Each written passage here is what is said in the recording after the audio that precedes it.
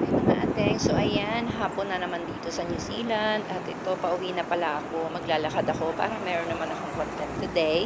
So ito pala ang view ng ah, pinaka-sentro ng Tokoroa. So ito, nandito ako ngayon sa palaruan ng mga bata dito kung saan pwedeng mag-bike, mag-basketball, mag-skateboard, at kung ano-ano pa. Ayan. Maraming mga bata ako dito nakita na naglalaro. So, ayan. Ipiflex ko lang sa may mga anak dyan. Ayan. Dali nyo dito yung mga anak ninyo. Ayan. Pwede sila dito mag-slide. Meron, ito, parang bibitin ka doon sa wire tapos magpapaano ka. Ayan. Ang ganda dyan.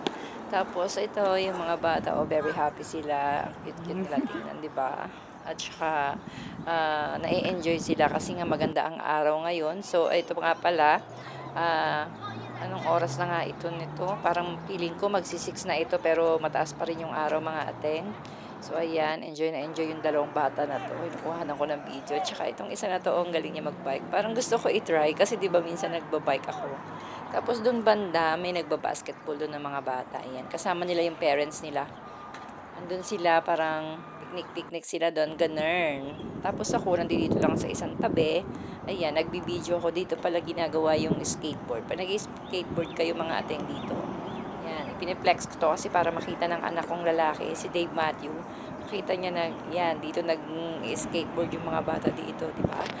Kahit pa paano, hindi maiinip ang mga anak nyo pag nandito sa New Zealand.